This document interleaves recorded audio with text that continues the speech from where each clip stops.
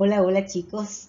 El día de hoy vamos a estar trabajando con el tema de vectores para ver qué cosa es un vector y sus principales características. Recordamos que vamos a estar utilizando como bibliografía estos dos libros de álgebra lineal ambos, este que es el de Grossman y este otro que es el de Ron Larson. Voy a estar utilizándolos en forma alternada, uno o el otro. Para estudiar la definición de vector, vamos a utilizar esta imagen que tomé del libro que les recomendé del Ron Larson de álgebra lineal. En este texto se define a un vector como un segmento de recta, que sería gráficamente lo podemos representar así, un segmento de recta que está dirigido u orientado, es decir, tiene una flecha, un sentido, ¿sí? Entonces dice, un vector en el plano se representa geométricamente por un segmento de recta dirigido, cuyo punto inicial es el origen, aquí, ¿sí? Y el punto terminal, es el punto x1, x2, ¿sí? Este punto que está acá, ¿sí? Entonces, al vector se le representa con ese par ordenado, se representa con ese par ordenado que se denominan las componentes del vector. Eso es lo que vamos a manejar como un vector, un segmento de recta dirigida que tiene un punto inicial y tiene un punto final. Acá tenemos dos ejemplos de dos vectores similares a la definición, ¿no? Este es el vector U, que tiene componentes 2 en X y 3 en Y, está dirigido hacia arriba. Y este es el vector V, que parte de aquí igual del origen y llega hasta el punto menos 1 en X y 2 en Y.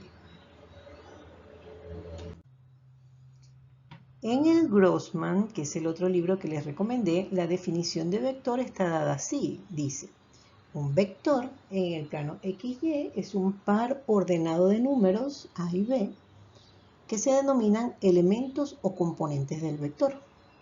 También definen un vector muy particular que es el vector 0, también se le conoce como el vector nulo, que es el vector de componentes 0,0. Es decir, es un puntito que se queda justo en el origen de coordenadas, no avanza, ni sube, ni baja. Acá seguidamente tenemos la primera de las características importantes de un vector, que es el módulo. El módulo es el tamaño del vector, se le conoce también como magnitud, módulo o tamaño del vector. Se refiere justo a eso, ¿no? Al tamaño o largo del vector, y se identifica con el nombre del vector encerrado entre dos rayitas verticales, así como está aquí, por ejemplo, esta es la magnitud del vector V. Su fórmula viene dada por el teorema de Pitágoras, porque un vector siempre forma un triángulo rectángulo con sus coordenadas, ¿no? Esta es la coordenada Y, esta es la coordenada X, y ya forman un triángulo rectángulo. Por lo tanto, la magnitud, que es el tamaño del vector, viene dada por la fórmula de Pitágoras. La magnitud del vector V es igual a la raíz cuadrada de los catetos al cuadrado, que son justamente este A y B, ¿no? Acá tenemos un ejemplo para calcular la magnitud de un vector. Estos ejemplos están en el libro, en el Grossman, están resueltos ya, los pueden revisar allí. En este caso hay un ejemplo de magnitud de 6 vectores, estos 6 que están aquí. Yo tomé como ejemplo el 1 y el 3, ¿no? El 1, este que está aquí, tiene componentes 2,2. Entonces, la fórmula para calcular la magnitud me dice que sería la raíz cuadrada de la componente x, que es 2 al cuadrado, más la componente y, que es 2 al cuadrado. Entonces eso hace que 2 al cuadrado es 4, más 2 al cuadrado es 4, más 4, pues 8. Raíz de 8, y simplificando un poco la raíz quedaría como 2 raíz de 2. Lo que quiere decir que la magnitud o el tamaño del vector v es 2 raíz de 2. Cuando la raíz no les da exacta, es mejor no calcularla, ¿no? Sino que la dejamos así expresada en raíz de 2. Tomé como el otro ejemplo este otro vector, que es el tercero, que dice que es menos 2 raíz de 3, 2. Miren que acá la componente x es negativa. Pero ¿qué pasa con esas componentes negativas en la fórmula? Que como están elevadas al cuadrado, sabemos que todo número negativo elevado al cuadrado o a potencia par, en general, dan positivo. O sea que esta queda positivo. Este queda 2 al cuadrado 4 por 3, porque aquí la raíz se va con el cuadrado. Entonces aquí queda 12 más 4, 16. Raíz de 16 da 4. Entonces la magnitud del vector para este ejemplo 3 es 4. La magnitud del vector. Y aquí tienen pues todos los problemas que resueltos allí. Ustedes revísenlos uno a uno, háganlos para que practiquen este punto de la magnitud del vector. Luego, la otra característica importante es la dirección del vector. La dirección del vector, si este es un vector, el vector A, ¿sí? Sabemos que la componente x de A, podemos llamarla por ejemplo a sub x, ax, esta es la componente x y esta es la componente y, que es igual pues en el eje y acá, pero esta es esta misma distancia de aquí, es esta misma de acá, ¿no? O sea que este también es a y. Entonces, si usamos trigonometría, la tangente del ángulo es el cateto opuesto sobre el cateto adyacente. La dirección de un vector está definida por este ángulo θ, que es el ángulo que forma con el sentido positivo del eje de las x. Y ese ángulo va desde 0 hasta la vuelta entera, si el vector está más acá, hasta 360 grados. O en radianes, desde 0, sabemos que este es 0, este es pi medio, este es pi, este es 3 pi medio y este es 2 pi, ¿no? Este es el ángulo completo, ¿no? Entonces, el ángulo pi está definido como la tangente de pi es igual al cateto opuesto sobre el cateto adyacente, y sobre x. Y despejándolo, pues lo podemos despejar como tangente a la menos 1 de la componente y entre la componente x. Esa es la fórmula que vamos a utilizar.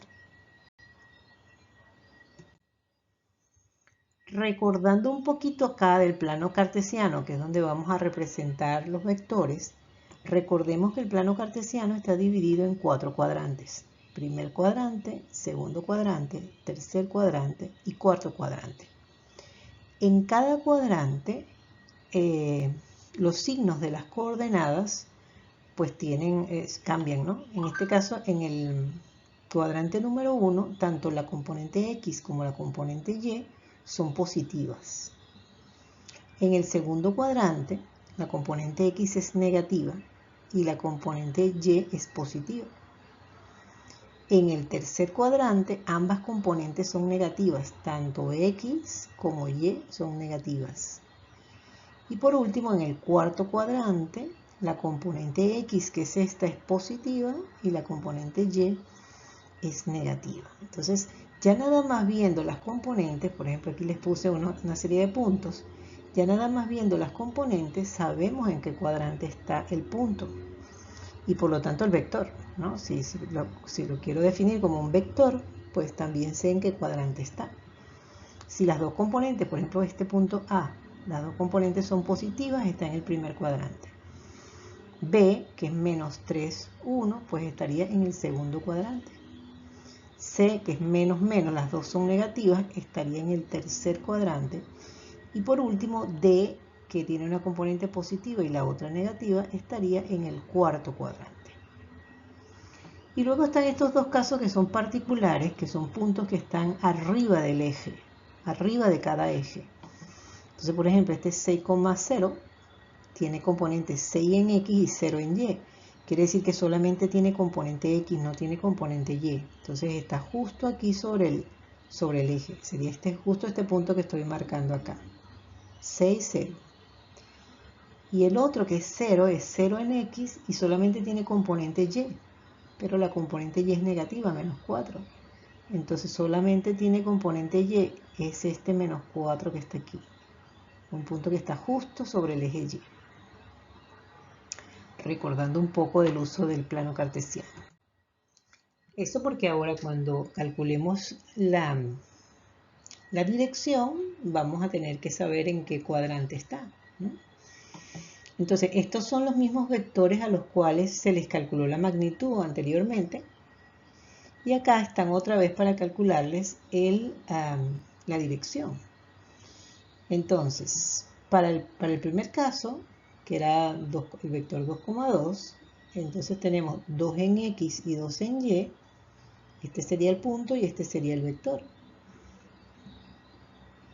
Entonces, la tangente del ángulo es cateto opuesto, que vale 2, y entre cateto adyacente, que vale 2 también.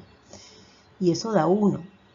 Y despejando el ángulo, pues la tangente cuyo ángulo es 1 es pi cuartos. Pi cuartos es 45 grados. Entonces, ese es el ángulo, bueno, expresado en radianes sería pi cuarto, o en grados sería 45 grados. Y para el ejemplo C que estábamos trabajando, el ángulo está dado por igual, ¿no? Por el cateto opuesto sobre el cateto adyacente, que es Y sobre X. Este punto tiene componente negativa en X y positiva en Y, por lo tanto está en el segundo cuadrante. Cuando ustedes ponen esta fórmula en la calculadora, 2 sobre menos 2 raíz de 3, bueno, este 2 lo podrían simplificar y me queda solamente 1 sobre menos raíz de 3. Él les dice que ese ángulo es pi sextos, pero tienen que tener cuidado porque en la calculadora el ángulo que nos da siempre es el más pequeño que forma con la horizontal. Entonces este pi sextos que me da la calculadora es este ángulo. Si yo quiero este completo, entonces tengo que decir que es pi. Recuerden que aquí esta distancia aquí es pi. Estamos aquí, hasta aquí es pi, ¿no? Este es pi medio. Y este es pi. Entonces, para calcular este ángulo grande, hacemos pi menos el que me dio la calculadora aquí, que es pi sextos. Si la tienen en radianes, ella les va a dar pi sextos. Si no, se las va a dar en grados.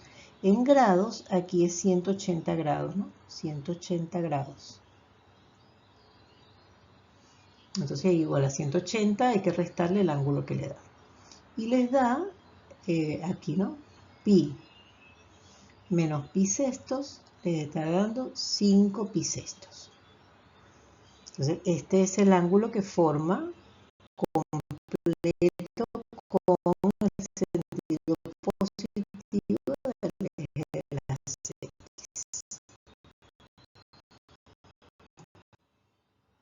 Aquí tienen los otros ejemplos que les invito a que los revisen. Estos están ahí están aquí en este PPT que les voy a dejar, pero también están en el Grossman, son del álgebra lineal del Grossman.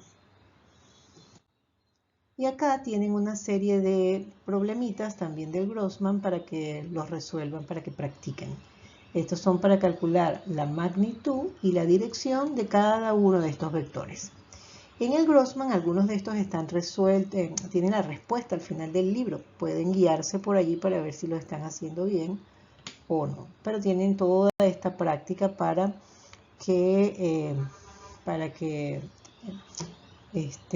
resuelvan estos problemas pues de magnitud y de dirección. Y nos vemos la próxima clase.